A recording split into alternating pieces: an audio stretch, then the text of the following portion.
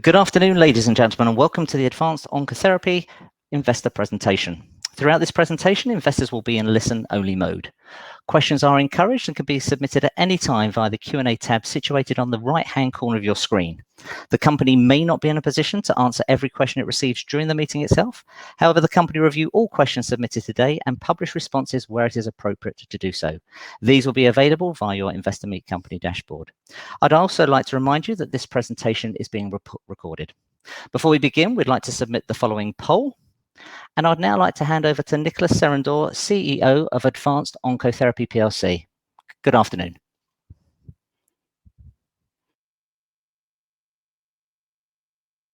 Hello, and welcome everybody to today's Investor Day presentation. It's now 2 o'clock on the 19th of October, and we can start this event. We are broadcasting this presentation live, and we will make it available on our website shortly after the presentation concludes. My name is Nicholas Serendor, and I'm the Chief Executive Officer of Advanced Oncotherapy. Today, I'm delighted to be joined by Steve Myers, Moataz Kamalawi, and Jonathan Farr. Steve is a technical chairman, and he has had a very long-standing career at CERN, where he led the Accelerators and Technology Group, and then the Medical Applications Group. At CERN, he led many complex projects, in fact, much more complex than the one we are working on at the moment, including the Large Hadron Collider, which is arguably the biggest experiment made by mankind to date. Moataz is a Chief Commercial Officer and a President in the US. For 12 years, he led Proton therapy business of Varian, a company that was recently acquired by Siemens for $16 billion. And before Varian, he had a number of different roles in the medtech industry, including at Philips. And finally, Jonathan is a Chief Clinical Officer. Before joining us, he was Chief of Radiation Physics at the St. Jude Children's Hospital, which is the world's first pediatric proton therapy center. He has also been involved with many other projects in proton therapy, so we are very fortunate to have him on board. In today's presentation, I will talk about the market dynamics. Steve will cover the machine, Jonathan the medical aspects, and then Moataz will provide an update on the commercial opportunity and business model. And to conclude, I will talk about the delivery and executions before we address your questions. Cancer is the second largest cause of death globally, with almost 10 million deaths per year. It's significantly more than what we observe in wars or transport accidents, for example. Cancer affects 1 in 2 people. In fact, over the 1-hour duration of this presentation, about 40 people in the UK will be diagnosed with cancer, and that number will be closer to 500 in China. So sadly, it's something we all have to live with, but fortunately, significant progress has been made in how to treat it. Indeed, today many cancers are being cured. If you look at the survival rate and how it has evolved over 40 years, you see that 60% of all cancers on average are being treated effectively. And if we look at a few indications, we see some terrific progress. For example, more than 90% of people with prostate cancer survive after 5 years. This progress translates in a survival rate that has doubled in the UK in the last 40 years. That said, 2 things must happen to increase survival. 1, the scientific and medical community must do better and more. And 2, the long-term quality of life must be preserved for patient survivors. If we're looking at the previous chart, you see that some cancers are still well below what is acceptable. If you take the cancer of lung, liver, and pancreas together, the survival rate is less than 20%, and that represents 2.6 million patients per year. But as I said, the scientific and medical community needs to reduce the side effects and the long-term implications of cancer treatments. At least 1 in 4 have serious long-term complications. That's about 500,000 people just in the UK. And almost 1 in 4 people who had cancer cannot do any strong physical effort. Let's now look at the different treatment options, keeping in mind that very often they are combined to enhance the effectiveness of the treatments. You have 3 major modalities: surgery, medication, and radiation. Treatments are complex because as the tumor evolves, it can involve different organs. We're also seeing the developments of pharma or immunological agents which are improving the immune response of treatments, but oncologists need the full suite of modalities to effectively treat cancer. And in fact, much more is still to be done to improve the frontline therapies, which will be in particular more targeted and less invasive. And this is where proton therapy has a key role to play given its highly targeted approach. Now, if we're looking at radiotherapy as a way to treat cancer, more than 98% of it is delivered through X-ray machines. That's a technology introduced at the beginning of the last century and is used in up to 2/3 of the cancer cases in the US. The good news is that X-ray therapy is very well known and documented. But the bad news is that we have now reached a limit in terms of how to improve X-rays. So, how does X-ray therapy treat cancer? Essentially, it disrupts the DNA strands in cells such that cells which receive radiations will eventually die. The specificity of cancer is that cancerous cells do not have the same ability to repair as healthy tissues, and they also tend to grow more quickly. For these reasons, physicians deliver radiation over a period of time, often on a daily basis for a few weeks. And this allows healthy cells to recover, whilst cancerous cells will die through apoptosis. As a result, X-ray radiation therapy is a long journey for patients, requiring many visits to the hospital. So therefore, one of the most important challenges in radiotherapy is how to limit its impact on the healthy tissue surrounding the tumor. And on this new slide, I'm actually going to explain why. X-rays use particles called photons, which are the basic unit of light, and you can obviously see their impact after sunburn. They have an energy which can actually kill a tumor, but which will have side effects if you use this energy in the wrong place of the body. To illustrate this, let's assume the tumor is this orange shape you see. Before and after, you have healthy tissues. So if you can imagine that radiation is contained in a very small balloon that will cross your body, and then you pierce the balloon. So the balloon will deflate and release radiations which will not only hit the tumor itself, as required, but also hit the healthy tissue before and after the tumor. One of the most visible effects of radiations will be skin burn, which you can obviously see. But there are all the other effects within the body that you can't see and that can be much more damaging. Now, let's look at proton therapy as a radiation technology. This is using particles called protons instead of photons, and their use can save up to 60% of the healthy tissue surrounding the tumor. I'm now going to show you why based on the same analogy of a balloon. You have a tumor, and the radiation of the energy of protons remains in the balloon. As the balloon penetrates the body, most of the radiation stays within the balloon, and eventually it will burst, releasing most killing energy straight on the tumor on a specific spot called the Bragg peak. And after that burst, you have no more radiation, hence no more damage after the tumor. So in other words, protons have physical properties which are extremely helpful for cancer patients and young patients, with an efficacy that is similar to X-rays, but with a much more targeted approach. If we move from the underlying science to the market, we need to remember that proton therapy is not new. We have actually used it for 70 years or so. And if you look at the number of patients treated with proton therapy worldwide, you observe a dramatic surge over the last 10 to 15 years, and more than 200,000 patients have been treated to date. At the same time, the global capacity has increased from roughly 20,000 patients per year in 2012 to 80,000 patients, which is a fourfold increase in just 7 years. However, there are only 92 centers in the world delivering proton therapy. That corresponds to about 230 treatment rooms.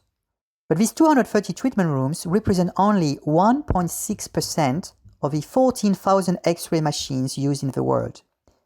And what you see here on the right is the geographic location of the centers, with many being in the US and Japan for historic reasons. In terms of competition, you have a few companies involved in proton therapy, but in my opinion, the market is set to consolidate. And in fact, the recent acquisition of Varian is an example of that. These companies all use circular technology to accelerate protons, but we have the opportunity to bring to the market a different technology that will break the current status quo. Let's now look at whether the 92 centers I talked about, which exist today, are enough to meet the future demand for proton therapy. To do that, we have estimated the number of treatment rooms needed in 20 years' time, and we have assumed that only 50% of cancer patients will receive radiations, and that conservatively of those, 20% will receive proton therapy. This chart shows that almost 10,000 rooms will be required to meet the demand. That implies growth prospect close to 20% year on year for the next 20 years. What I'd like to do next is to show you where this growth is actually coming from. At the bottom, you have a number of rooms which are currently operational, and on the left axis, you have a number of new rooms needed to satisfy the need. And the size of the bubbles will represent how many cancer patients in the relevant countries. So if you take India as an example, there is a need of 600 rooms, which is about 60 times more what is available today. An interesting market is obviously the US, which has the biggest number of rooms, but this is still well below the market need. And in China, we're actually talking about numbers which are quite frankly difficult to imagine, and which are much more than the need in Europe. That's what we're actually going to see on the next slide. China provides a great opportunity for AVO. It's a market with 4.3 million new cancer patients per year. What does that mean? Well, as I said earlier, during this 1-hour presentation, there will be almost 500 additional people diagnosed with cancer in China. In addition, 2.9 million cancer patients in China will die each year. That's about 330 people during this 1-hour presentation. All of this translates into a need of more than 2,000 treatment rooms. That's why, in 2018, we signed a deal with RealCan, which is acting as a distributor in China. They have access to 42,000 healthcare providers, and some of them are now at different stages of discussions with us. So what is needed? We need to improve survival, quality of life, and make treatments more widely available.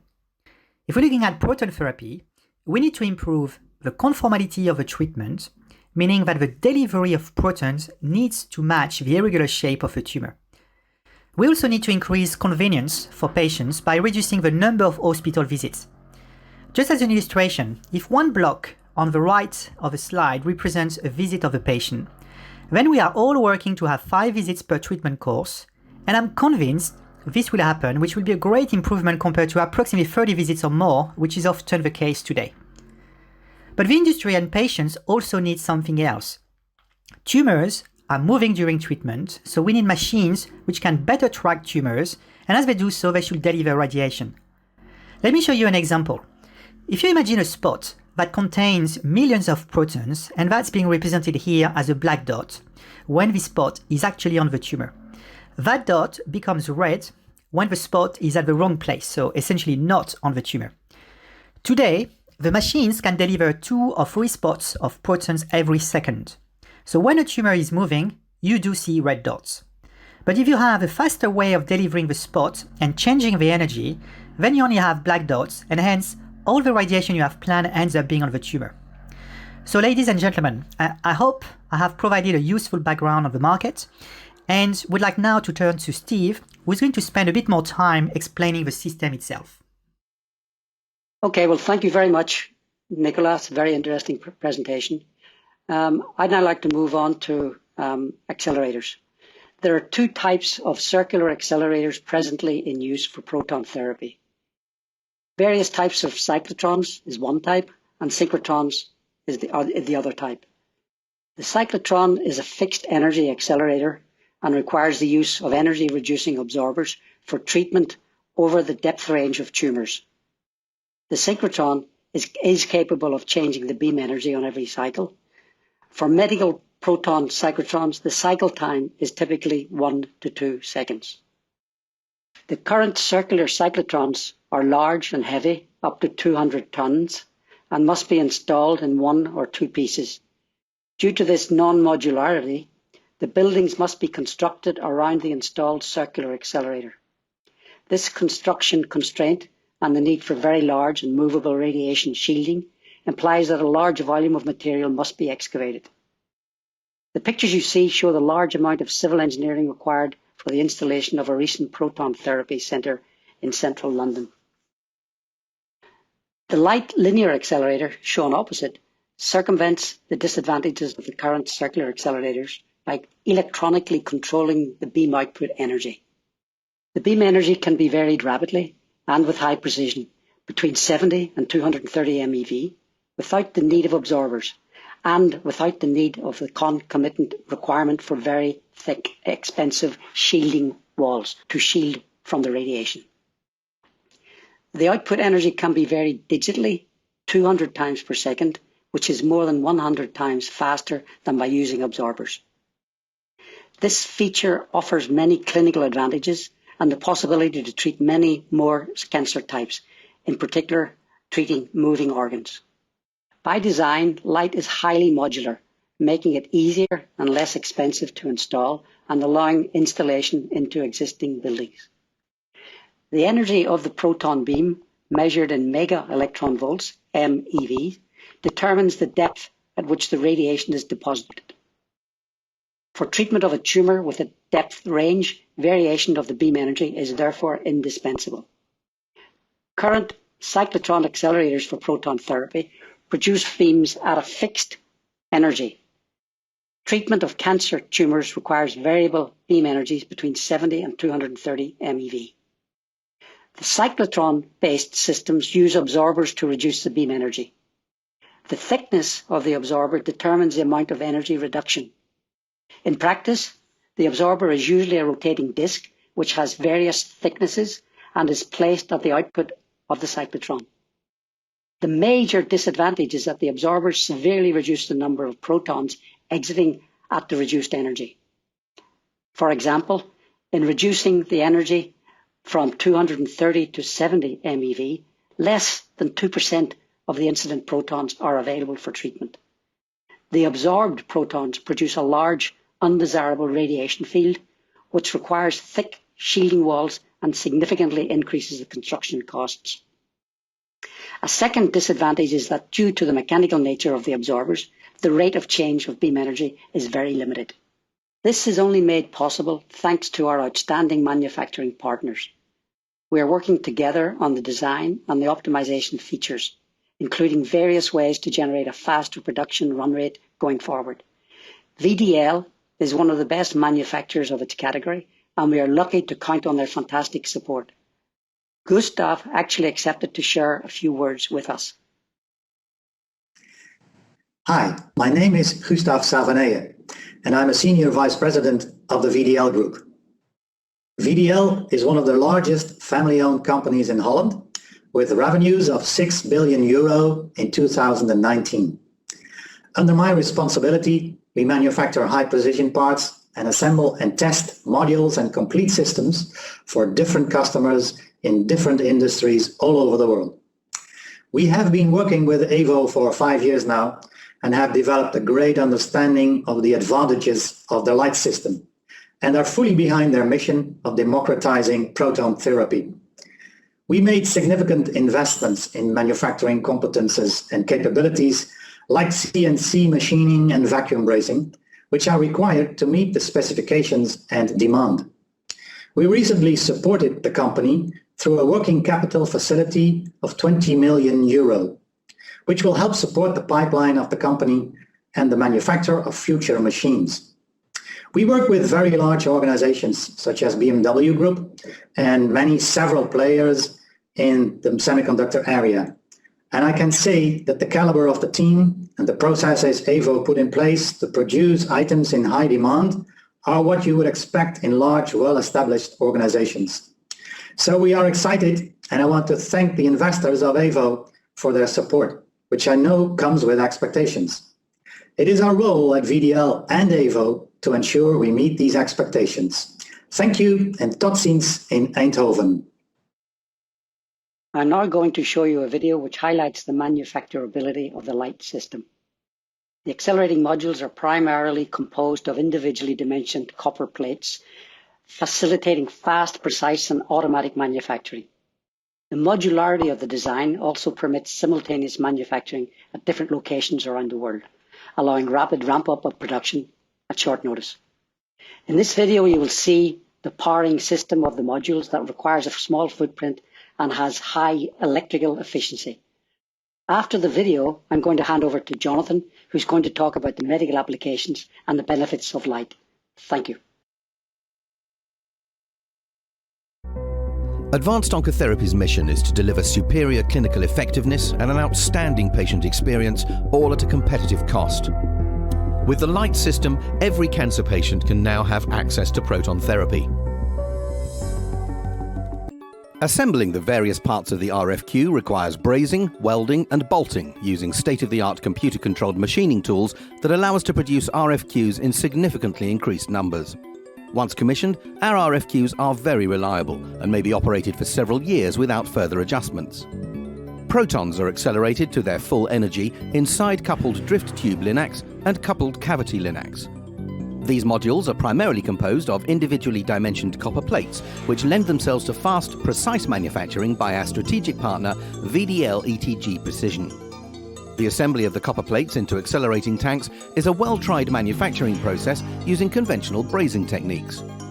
The modularity of the accelerating modules allows simultaneous manufacturing at different locations in the world, and production therefore can easily be dramatically ramped up at short notice.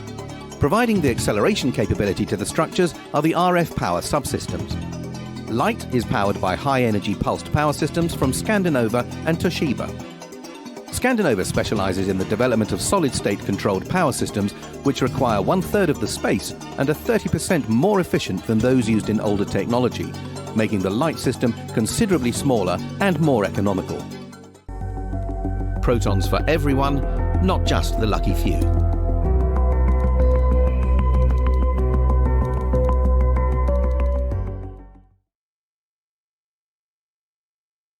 Thanks very much, Steve. As we are going to see in this section, for every one of the technical advantages of light just described, we also have a corresponding potential clinical advantage.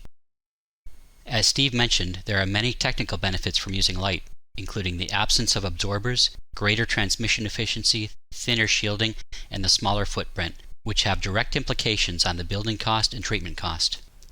As Chief Clinical Officer, I'm going to focus on the medical aspects. From my perspective, the most important are the ability to change the energy of protons rapidly, the enhanced ability to treat more tumors, including moving targets, and the flash capability at all energies.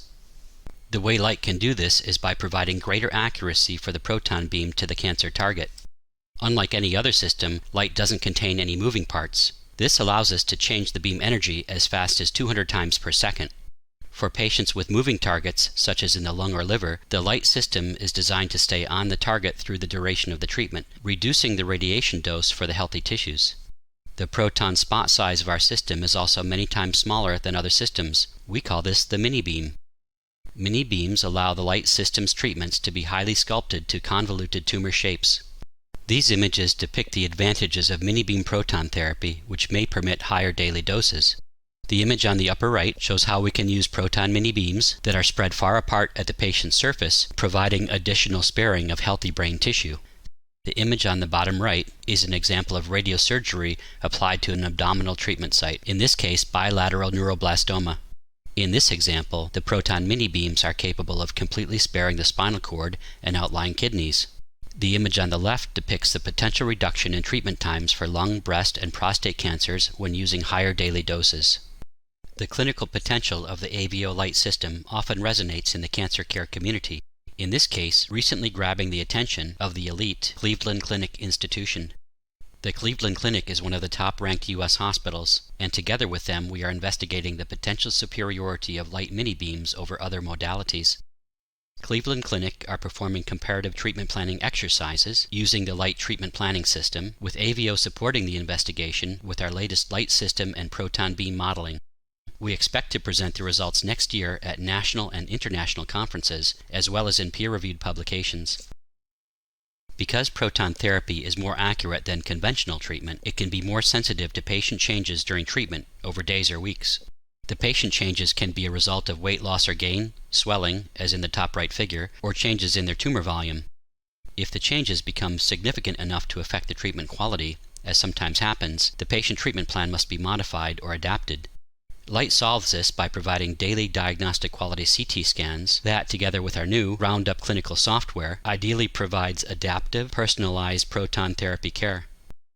Our driving priority at AVO is to bring our first system into clinical use and certification. Additionally, as light is the new platform for proton and light ion therapy, we continue to develop plans for successive light releases. Because light was designed from the ground up, it frequently has advantages for developing new features that the legacy systems cannot match. Some of the planned developments include flash, which I will explain further in a minute, heavier ions including helium, improved targeting with proton imaging, and new indications such as atrial fibrillation and immune radiotherapy. These developments can serve to extend the versatility of light to new indications. Flash radiotherapy is trending to be the most exciting development for radiotherapy in the past 50 years. Flash, like the name, represents instantaneous radiotherapy treatment, a singular, complete treatment in less than half of a second. Conventional radiotherapy sessions are of many minutes of duration and repeated 25 to 30 times over 5 to 6 weeks. Preclinical studies have shown that flash has the same tumor-killing power as conventional treatments, but almost entirely spares normal tissue.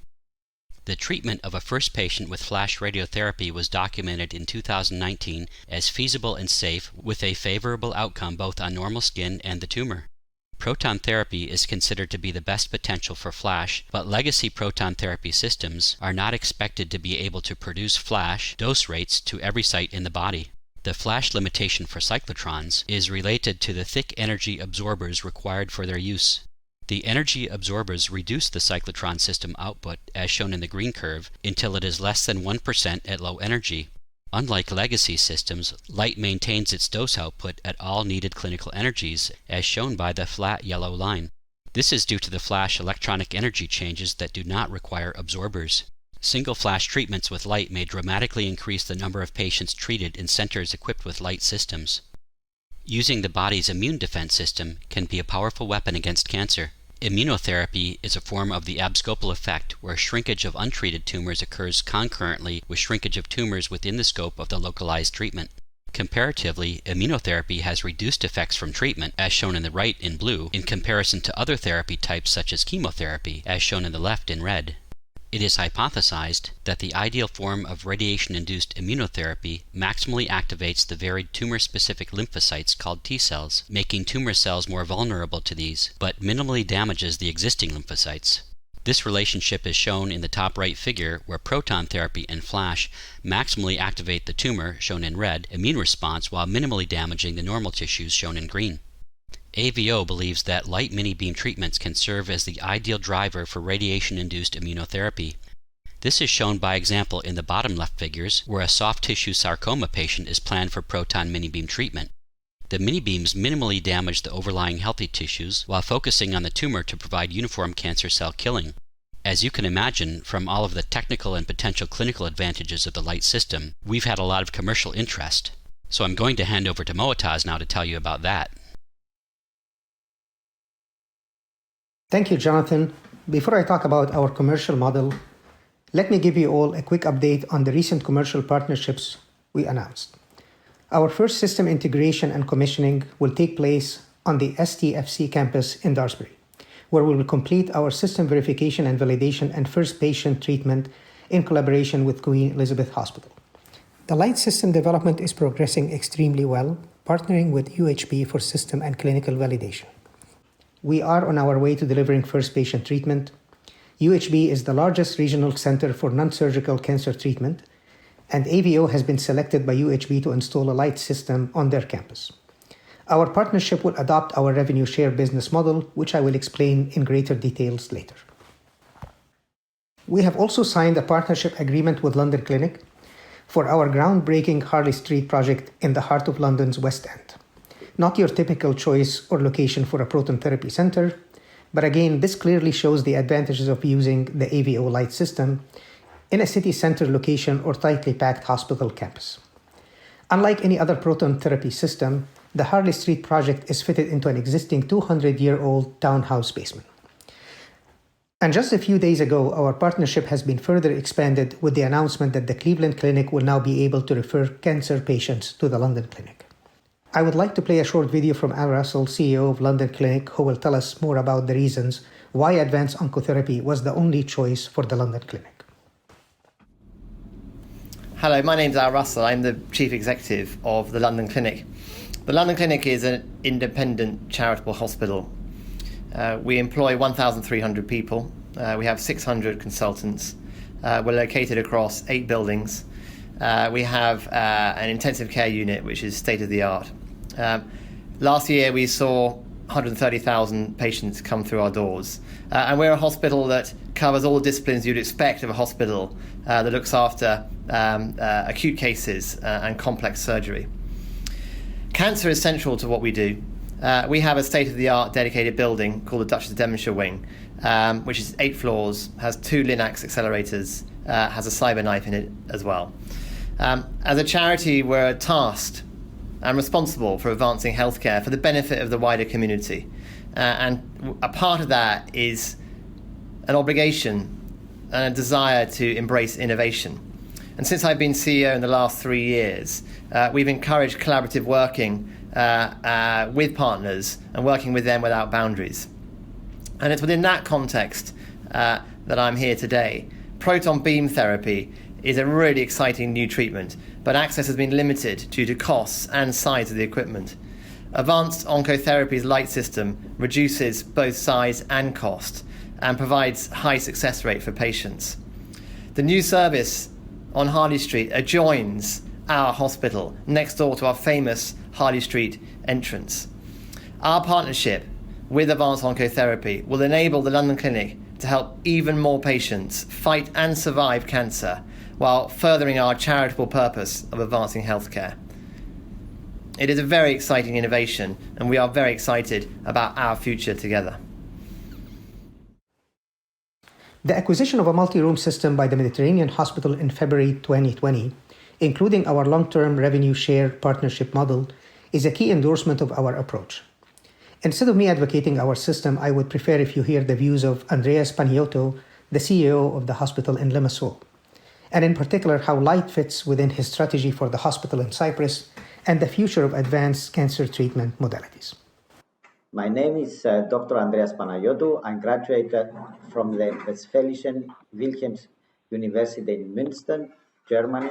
Worked for 14 years in German hospital as a trauma surgeon, and I have been working at the Mediterranean Hospital of Limassol since 2004.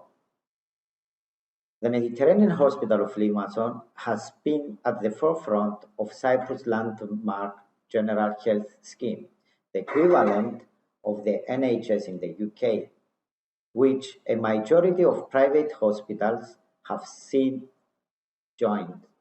Cyprus is ideally positioned to become a place of excellence for medical tourism.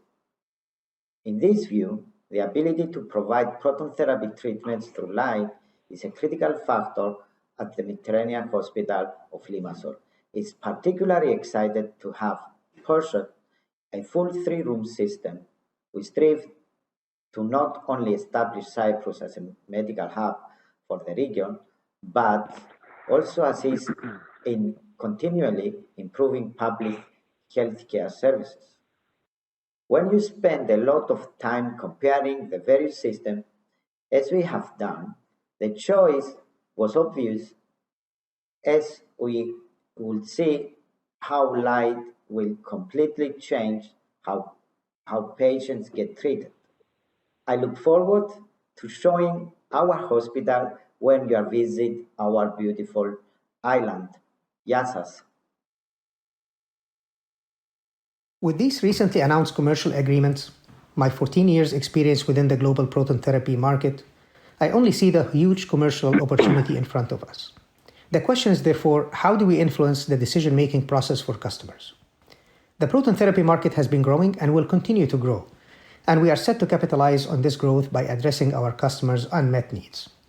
We offer a suite of services which support our customers today, tomorrow, and in the future. These include turnkey offering, vendor financing solutions, support for proton therapy coverage and reimbursement, all with the view to expanding proton therapy treatment adoption and achieving our goal of democratizing proton therapy for all.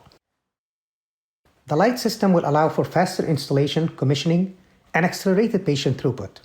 When compared to other products on the market, the AVO light system offers a significant overall reduction in cost per patient leading to major improvement in the center's profitability and patients' access to proton therapy treatment. We currently offer a differentiated commercial and business model that includes a turnkey solution that offers project financing, project management, and equipment leasing. The revenue streams include traditional equipment sale, long-term operational maintenance, technology upgrades, and revenue sharing through a pay-per-patient model, further acting as a catalyst for continued market growth. 3 transactions announced in February, all with revenue sharing arrangements, confirms that the market is responding positively to these solutions. Nicholas is now going to cover the execution and delivery aspects of our projects. Thank you for your attention. Thank you, Mu'taz.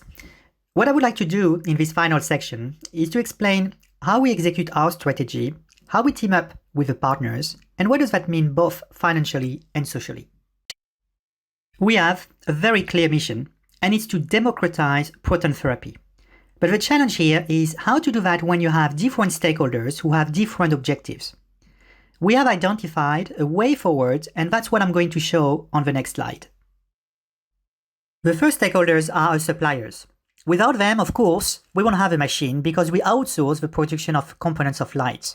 So we're essentially assembling the various parts on an assembly site, and we do so by following the medical standards such as ISO 13485. A lot of time was spent on selecting our suppliers, and together we are all focused on delivering a pipeline, not just making the first machine. That means we identified cost reduction opportunities of about 40 to 50% by either optimizing the future design of the machines or leveraging relationships with the suppliers. This includes VDL, who is not only supplying accelerating structures, but also helping us fund some working capital requirements. So here you can see some of the activity at the assembly site in Daresbury. We have received all the high precision components for the machine and many of the subsystems. But as I said, we're not just focused on the first machine. We have to make sure we can deliver many more machines going forward. And that's why we built all the infrastructure for the conditioning and the testing, which will accelerate the pace at which we deliver a pipeline. Now, if we turn to customers as another stakeholder, we want to show that the expected returns for them are very attractive. A center using our technology is expected to generate £12 million of revenues and £7 million of profits for one room system over 3 years. And of course, you multiply this if you have multi-room systems. That's based on a number of assumptions which you can see on the left-hand side of the page. But the most important ones are the price per treatment, which we assume at £40,000 on average, and a throughput of 300 patients per year. So the question is really how to balance the return between AVO and our customers. Today, light brings many financial and medical benefits, as we have seen throughout today's presentation. But we don't want to charge a premium for this in light of our missions, which is to democratize proton therapy. So that means 3 things for a customer. 1, having the latest technology is actually a way to attract more patients. 2, the throughput of patients and payback will also be improved through a pricing strategy, but also because we're helping to reduce the operating cost across the value chain. And 3, and that's something that is truly unique. Our machine is modular and it can be used as a security in a financing deal, unlike the large system which exists today and which have to be buried at many levels below the ground. This means that for the first time, systems like light can be part of leasing arrangements at attractive terms. And that's great progress for customers. In the future, and as Jonathan mentioned, we have clear opportunity to upgrade our systems to treat patients better and even more quickly. It will be easy to charge a premium for future upgrades, but our strategy is once more to remain competitive and not to penalize early adopters of a technology. That's why we want to align our interest with those of our customers, and that can be done through profit sharing, whereby AVO will take a share of the profit of a center in addition to selling the machine. And of course, it will be up to the customers to decide whether they prefer a different financing approach. Now, if we are looking at the numbers, what does that mean? Here we assume an illustrative scenario whereby we sell 10 machines per year over 10 years at between, say, 30 to 50 million pounds per machine. That means by year 10, we would have a revenue of somewhere between 800 to 1.8 billion pounds, of which only 1/3 relates to the sales of the machines, and the rest is long-term cash flows through maintenance and profit sharing. From a profit perspective, the numbers I just gave you will be equivalent to about 350 million up to 1.2 billion pounds in year 10. We are now getting closer to the end of this presentation, so I would like to talk about our deliverables for next year. It's difficult to summarize what lies ahead without referring to the COVID situation. And as previously announced, our activity has been impacted by COVID. For example, the assembly site was closed for roughly 3 months. We had severe limitations, and we continue having restrictions, the latest one being the quarantine measures imposed on some people traveling to the UK. But despite these headwinds, we've made great progress, and we now have all the key high-precision components which are parts of the Accelerator.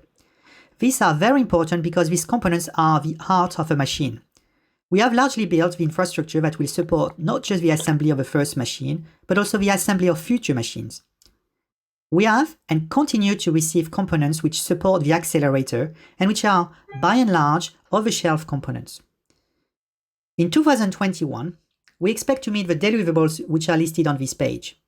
I won't go through them one by one, but from our perspective, the most important one is when the machine is expected to be fully operational and have a 230 MeV beam, which is what we need to treat our first patients. This is the most important deliverables for 2 reasons. One, the technology will be technically fully validated, and this will be a key step for getting certification. And 2, proton therapy is actually the only medtech sector which benefits from an exemption. That means that we can sell machines even if we don't have a certification in place.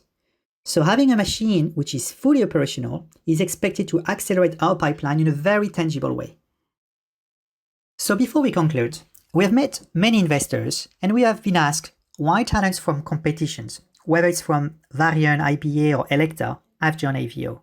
Why has VDL as a leading supplier agreed to provide a working capital facility to us? Why are prestigious organizations such as the London Clinic or the Cleveland Clinic part of a project? Why can we benefit from product sale and at the same time get a share of the future profit from customers? The answers are on the right, and it's about a story, the market, a standards.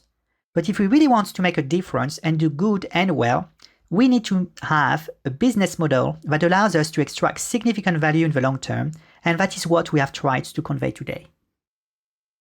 This concludes our presentation. I hope you have heard today how people are truly passionate about what they do at AVO. That passion is because we all know that proton therapy as a cancer modality exists and is well proven, but its use is currently limited to a minority of people, largely because of cost.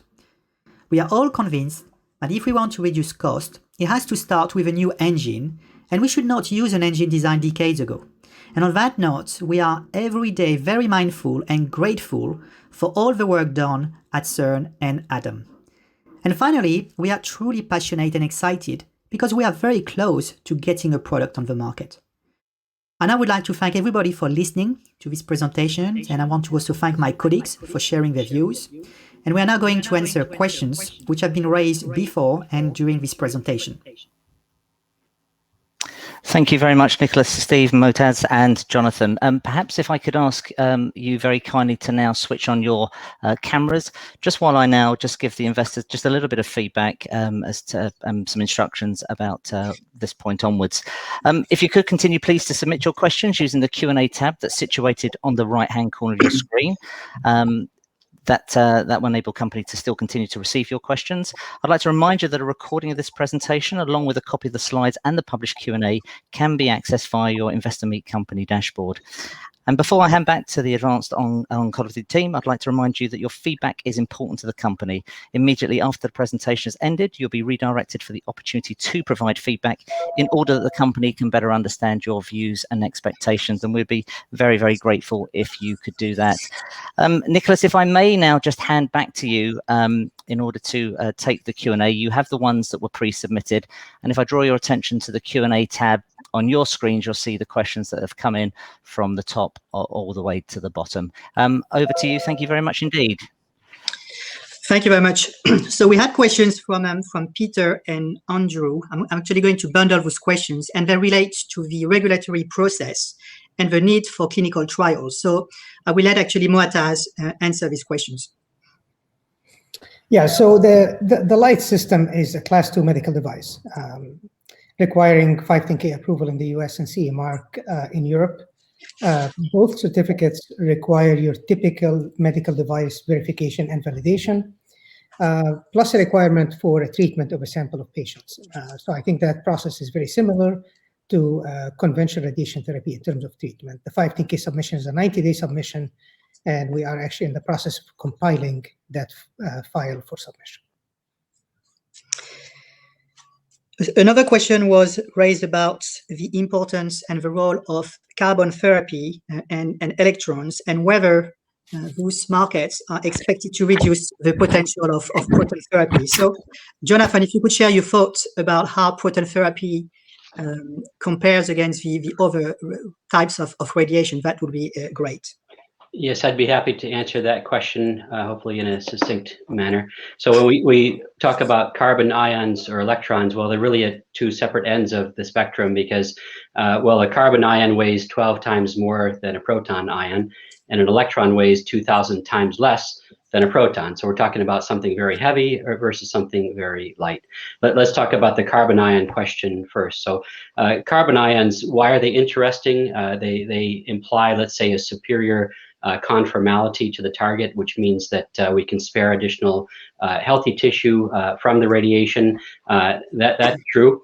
But carbon ions, because they are heavier than protons, require a massive machine to deliver them, which positions them into a very niche market worldwide. So there are 3 or 4 carbon centers out there today in Germany and Japan.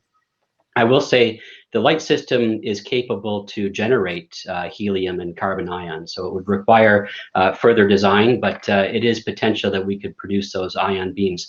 How important do we think that is? Well, if you look at some of the attractions of carbon, so we've talked about the conformality. The second piece is about the biology, about how much more biologically effective they can be against radiation-resistant tumors.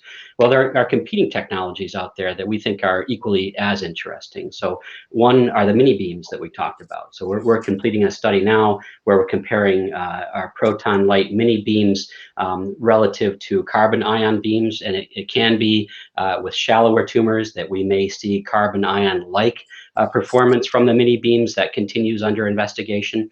But what about flash? So flash is the hot word today. Flash is also a method to achieve superior biological outcomes in a different way, but maybe on a similar path to what people discuss about carbon. So AVO, we believe the mini beam and the flash technologies may be as interesting, maybe more interesting than carbon ion, and that's certainly our path today.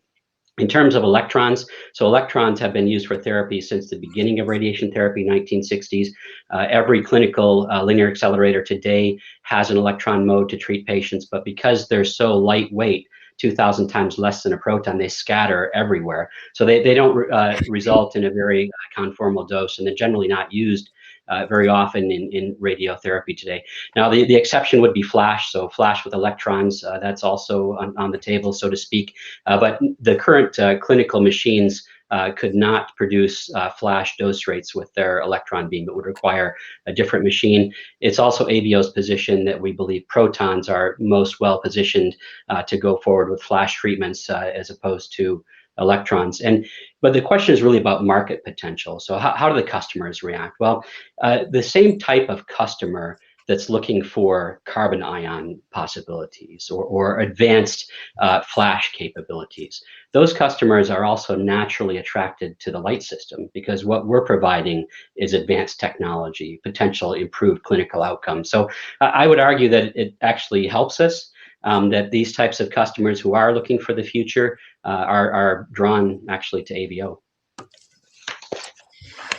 Thank you, Jonathan. I will turn to Steve. There are a few questions about the technology. Is there any risk with the technology? What are the challenges between now and the first patients? And also maybe bundled in that question is how do we actually protect on innovation? So Steve, do you want to have a first go? Okay, well, good afternoon, everyone. Yeah, well, the first thing is the technical risk. Quite honestly, this project is quite a small project compared to what I've been used to, and I think the technical risk is extremely low. All of the components have been developed. some time ago, tested, and they work perfectly. The only thing we have to do is put them all together and make it work as a medical device. So for me, the technical or technological risk is very, very small. We were also a little bit concerned about patent and patent violation in certain countries.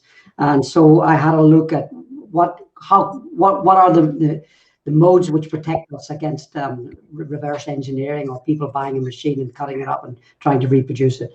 And I remembered that I had, during my long time experience at CERN, I had many, many experiences of developing a piece of equipment, high-tech equipment, inviting companies to come and look at the prototype and bid to make it in larger numbers than what we had done.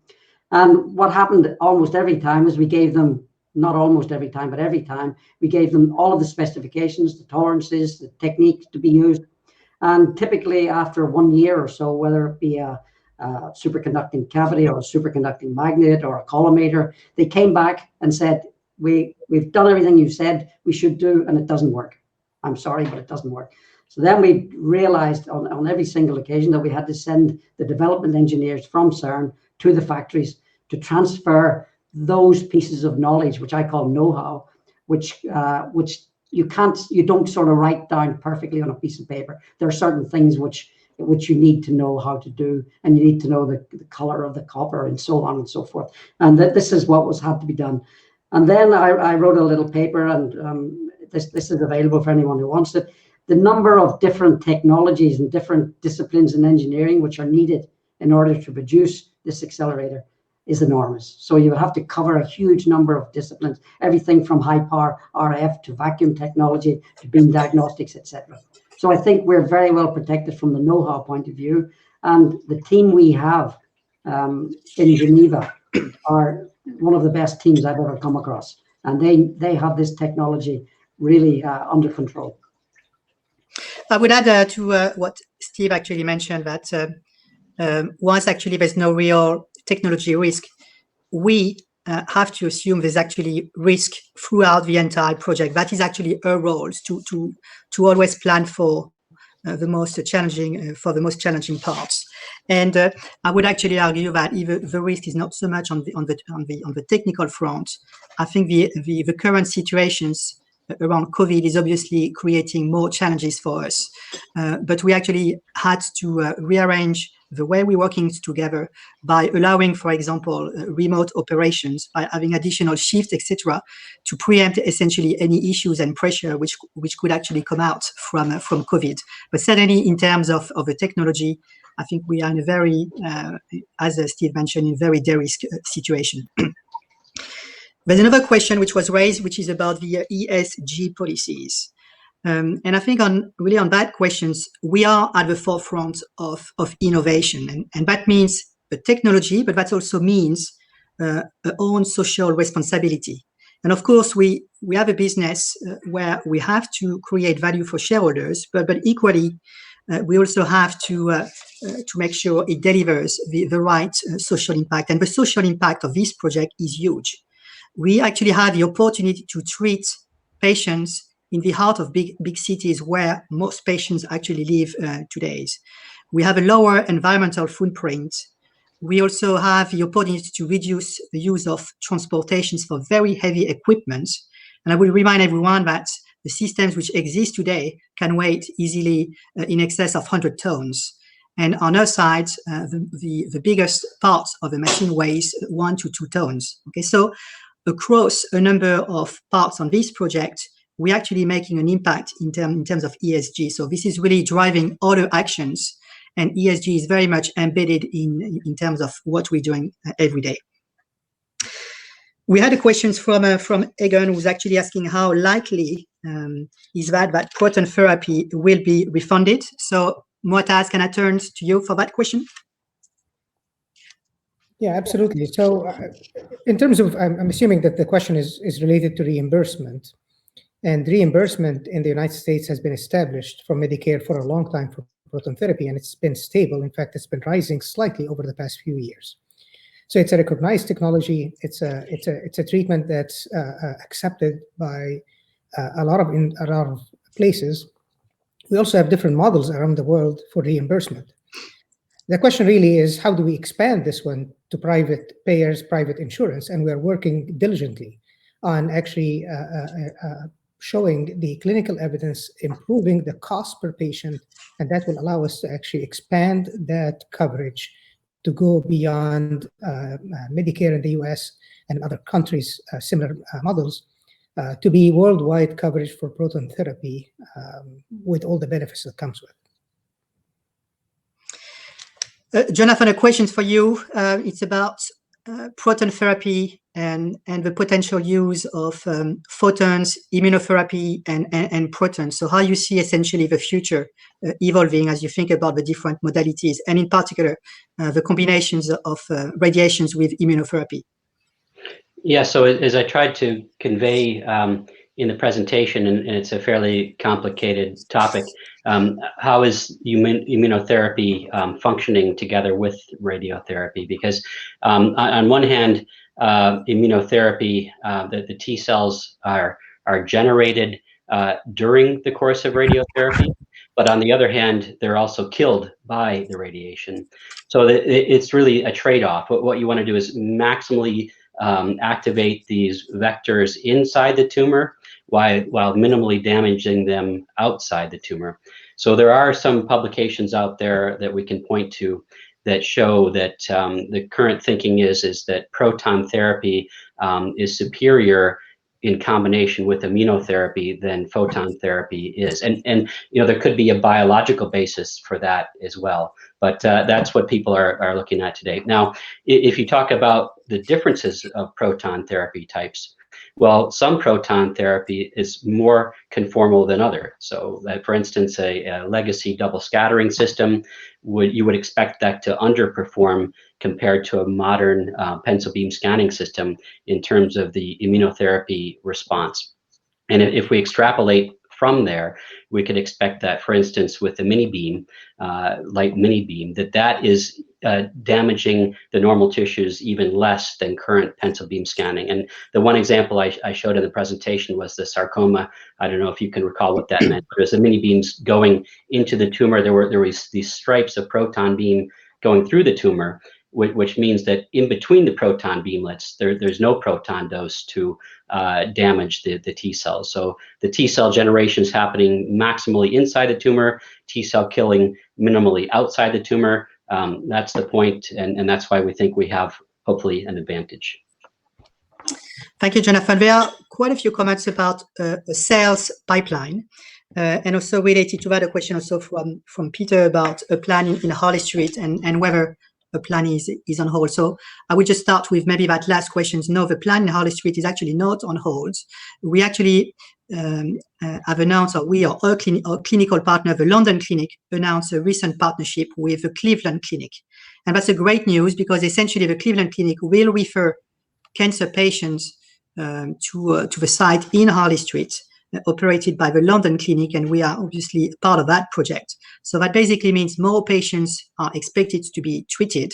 And so therefore, what we have to do following this announcement is to make sure that we all work in partnerships with both the London Clinic and Cleveland Clinics to ensure the right patients' workflow and to actually ensure that we can treat patients in 2 treatment rooms as opposed to 1, which was the initial plan.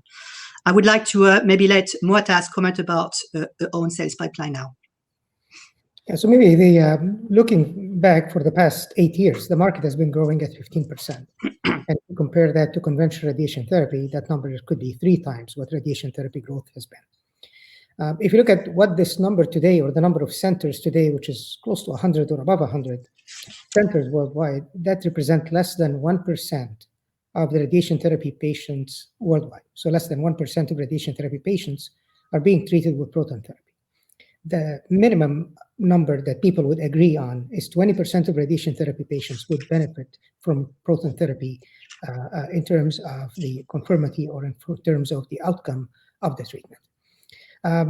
If you look at the adoption of proton therapy, today, 70% of the luminary sites worldwide either own proton therapy centers, having centers in the process of being developed, or are looking into purchasing proton therapy. And that's the tip of the iceberg. Excuse me. If you look at the second tier of hospitals, there is an enormous number of hospitals that are looking at proton therapy to combine it with their existing services for oncology. So I think that the market for proton therapy is really starting at this point, and we will see a lot of growth in the future. If you look at the enablers for that growth, or how we can capitalize on that growth, I think we're doing a lot of the right things for that. Reducing the cost per treatment, having a system that's modular, smaller, upgradable, and overall delivering better quality of treatment. So I'm looking at a lot of growth in this market, and I think we're going to leverage that for our company. Yeah, and if I would add, we actually have a lot of ongoing discussions, which obviously we cannot share at this stage given the sensitivities. But what is actually very clear is that there is really significant demands for machine like this, and what will really accelerate the announcements and different orders are different things. One is when we will have a machines that actually is capable of generating a beam of 230 MeV, and that's a question from Dennis, which actually is expected next year. But secondly, what is extremely important for our own business model is to have financing partnerships in place to make sure we can actually manufacture machines and at the same time sell machines without using our own balance sheets, and also without using too much the balance sheet of a client. And we actually have the opportunity to do that, as I mentioned in the presentations, thanks to the modularity of the machines. So we're actually having discussions with different financing partners. And again, once this will be announced and available, we actually expect this to really drive further more interest from customers. I think linked to that, there's a question from Martin, which is, are essentially people and customers differing their decisions to actually buy machines, i.e., are they waiting for their own machines to be on the market? And I think it may sound presumptuous to say yes, because obviously there are many discussions as you would expect, but for sure we have seen many customers turning to us because the time for installing machines, which is modular, is a very big advantage compared to what is available today. And so we're having a lot of discussions with customers who simply can't wait. But what they have to do is they have to make sure the planning is there. They have to make sure they have all the right discussions with stakeholders, with physicians, etc. And that is taking time. We have some questions about the cash positions from Egon, Mark, and others, and also about funding going forward. So I think I partly answer the questions about funding. We have really a big opportunity here to fund a pipeline, but we don't want the prospects to be limited by essentially funding. And that's why having financing partnerships in place will be essential, and in fact a key differentiating factor to really help and to really support the pipeline. We had, and I have to stick to the public to the information that is in the public domain. But at the end of June, we had roughly £5 million of cash in the balance sheet. Since then, actually, we've made a drawdown from one of the facilities for $10 million. So I think with those facilities in place, essentially, we have the funding. I mean, we do not have any needs at the moment for essentially funding. Of course, that said, our growth cannot be limited by balance sheets. And so if there is an opportunity to limit dilutions, if there's an opportunity to reduce financial charges, of course, we have to be pragmatic about this. But at this moment in time, with the support we have received from existing investors, and I will recall and remind everyone, we actually announced a £15 million fundraising back in April, and we also announced 2 financing facilities at the end of June. So with this, I think that's giving us visibility in terms of driving a plan. We still have more questions about Flash. In fact, maybe for you, Jonathan, when will Flash technology be available? And also, if you can comment about how many patients do people expect to treat? Obviously, on a non-Flash basis, it's about 300 patients per year, and in fact, it could be higher. So, what the number should be using Flash? Jonathan? Sure. Yeah. So Flash, I mean, you saw that we were aware of 2 patients worldwide that have been treated today with Flash.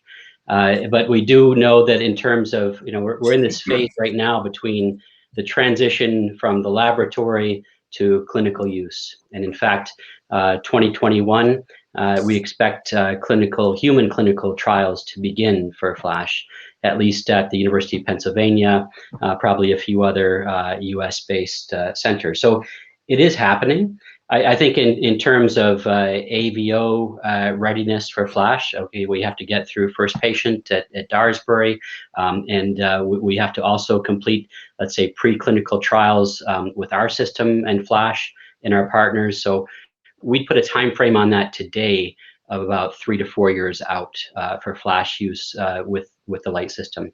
In terms of the commercial benefit, it's obviously could be quite high. I mean, just to do the simple math. So there's a rule of thumb in radiation therapy where if you go on a regular fractionation scheme, which means 25 individual visits of the patient to the clinic, that's a factor of 10 between your daily capacity and your yearly number of patients treated. So in this example that was given, we would expect to treat 30 patients per day per room. That's a very conservative number, by the way. I mean, many centers do more than that. So then we would expect 300 patients to be treated per room in that facility. Now, if you look at Flash and the patient's coming now just once, not 25 times, I mean, the factors are 5 days a week, 4 weeks a month, and 12 months a year. And if you multiply those numbers, you get 240. Okay, so conceivably, the capacity could be 240 times greater, which comes to some crazy number of 7,200 patients per room. Now, there's no way we can believe that number because where is going to be the limiting factor, right? Because you need more receptionists, you need more parking. How are we going to move 10,000 patients through a clinic in 1 year? But just to say that from the machine basis, that would be the capability. You'd be able to treat so many patients. I think it becomes more limited than in the infrastructure of what you could provide in the center. And I think that's an interesting calculation to look at. We could take a look at that in more detail, but it's exciting. We have a machine which is today a game changer in proton therapy. That's because of all the reasons we discussed during the presentation. And ultimately, everything is linked to cost. And if we have the ability to actually treat patients at a price which is close or in line with X-rays, that's a huge benefit that we can actually provide. But then just moving forward with Flash, I think for us, the great excitement is this machine is set to result in a lot of different innovation, whether it's Flash, midi-beam, etc. But for Flash, as we actually talk about it, I think a machine is really designed for this. Of course, there's work to be done, but just to help people who are actually listening on the call, you need a very high level of radiation in a very short time frame. Typically, in the industry, you have to deliver about 2 grays per minute. And in this case, if you were to deliver Flash, you need to deliver somewhere around 60 to 80 grays in actually half a second. So you have to really deliver much higher dose of radiations. And as Steve was actually mentioning, if you're actually using absorbers and you have to deliver all of these radiations, then the constraints that actually exist today are completely amplified and in fact result in a business model or a business plan that is not viable. And the design of a machine actually allows us, because we do not have absorber, the design of the machines really is putting us in a unique positions to deliver Flash. Having said that, we have to be focused on the key priorities, which is to get really the first machines on the market. We have to continue, of course, being focused on innovations, but we should never lose sight of actually what is in the short term and what are the commitments from the customers. There's been some questions, a couple of questions about the recent transactions with Varian, who got acquired by Siemens Healthineers for $16 billion. And so the question is, what are the implications for a company like us? So Muataz used actually to run the proton therapy business of Varian. So I think it will be a very interesting time for you to share your thoughts on this, Muataz. Yeah, I'll try to share what I can, but Yeah, as Nicholas said, I actually ran the proton therapy business for 12 years for Varian Medical Systems, so I'm very familiar with the company. I think it's a great vote of confidence in radiation therapy and proton therapy in general. Kudos to the Varian team, and congratulations to Siemens on a great acquisition. But this consolidation in the market was actually overdue, and I'm referring to proton therapy. We've seen a lot of movements. We've seen a lot of changes. I think this is going to help us in terms of how we can position our product for the fight in cancer and oncology. This is good news for the industry overall. I think if I'm adding a few things here, the industry today is actually set to change. I think the structure we have is not stable because essentially the players which are on the market are using a technology that has been developed or designed actually decades ago. And what we actually have seen is really a trend toward pushing pushing the prices down, so much so that actually today most of the profitability in proton therapy is done through very long-term maintenance contract. And I think we have to change that. And I think the only way to change this is if there is a new technology in place, which is what we are bringing. So what are people doing in that context? How do people react? I think first of all, it's through consolidations, and we've seen that with Varian, but it's also with a focus on software. And what we are doing, obviously, is yes, we're looking at software, and we're working with very well-experienced partners, but we have a technology that has been developed for decades, and that's very important because this provides a very strong barriers to entry. It takes roughly 10 to 15 years to convert what actually is a conceptual design into a design that is actually scalable. And because of all the work being done at CERN, we have actually a very strong barriers to entry, which actually allows us to push the market with a different technology as opposed to try to adapt the same technologies with new software. And I think it's a very important difference against what we are seeing today. There are questions about if we can provide. Basically, I read the questions. You have a great technology and are working on large markets, and I now better appreciate how you can get more out of the opportunity with the business model you highlighted. But can we get more updates on a more regular basis? And are you able to comment about the deliverables on a quarterly basis? Okay, I think, and some of you actually have raised that as well. Now, I completely understand the need, and I think we've tried to put some updates, and we will obviously continue updating the market on this. Now, we're obviously working in environments where it is today with the COVID is very difficult to get very strong visibility on a quarterly basis. So what people I think needs to really understand is that actually we have received on the assembly site more than 1,200 components on the machines. Each of the components have been tested and they've been either stored or actually installed.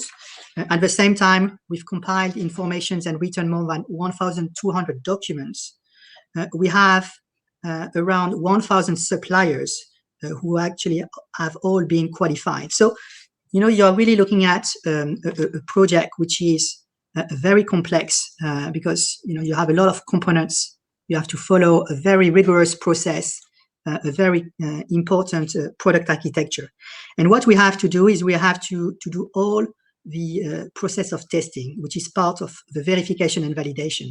Essentially, where we are now, having received all the high precision engineering components, we have to do a lot of tests. It's test, test, and test.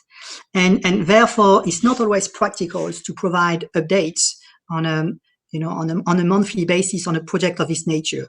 But what I can actually reiterate is what we actually put today, and in fact, which is consistent with what we put in some of the recent announcements, is that we will actually have the machines operational with a beam of 230 MeV, and this is the most important point for the reasons which I've said.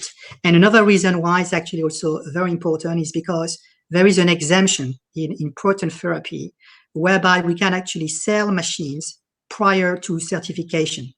Why is there such an exemption? Is because typically the time to get a building ready is longer than the time to actually get to manufacture the machines. And that's why, coming back to what I said, the most important deliverables for next year is really when we're getting this 230 MeV beam. I'm just trying to see. Look, I think that's. I think that sort of concludes the list of this Q&A. I think there may be a few more questions coming after this meeting. So what I would like to do is to really thank everybody for taking part and for listening to this event. If there's more questions, we will address those questions and in fact probably post the answers on a website. I want to reiterate that these presentations will be has been recorded and will be saved on a website. So if you want to re-listen, and what I want to say really to conclude is that it is for us it's a unique and very rare opportunity to actually work on a project that has so many important benefits for society, and to work on a technology that could completely disrupt the entire radiation oncology market. We are working with an iconic brand, which is CERN, with extraordinary people. We have a support of large organizations, and you heard today VDL as one of the large organizations working with us. We made great progress. It has not always been easy, but I think we made great progress on a financing plan. But all of that comes with obligations. And I know that it comes with obligation and expectations, and I know that investors, people, of course, always have very clear expectation, and that's only fair.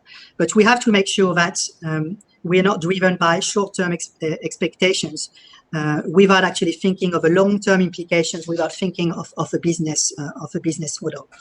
And so we have a job to finish. I think we are now very close to finish this job. I think next year is going to be a very important year, and I just want to reiterate my gratitude to everyone on these calls for the support and for listening. So on that, I thanks everybody, and I look forward to speaking to some of you in due course. Nicholas, that's fantastic, and thank you to the rest of the team. And obviously, just to remind investors that the company will be able to review all the questions submitted today and publish responses where it's appropriate to do so. That, as Nicholas has highlighted, ends today's session, so thank you very much. Could I ask, please, investors not to close this session, as you will be automatically redirected for the opportunity to provide feedback. And we would very much encourage you, if possible, to give company your feedback. If you access this meeting from our website, the feedback page will appear. If you accessed it via the link sent to you by email, you'll be asked to log in and just to submit your feedback. On behalf of the management team of Advanced Oncotherapy, I'd like to thank you very much for attending today's presentation. That now concludes today's session. Good afternoon to you all.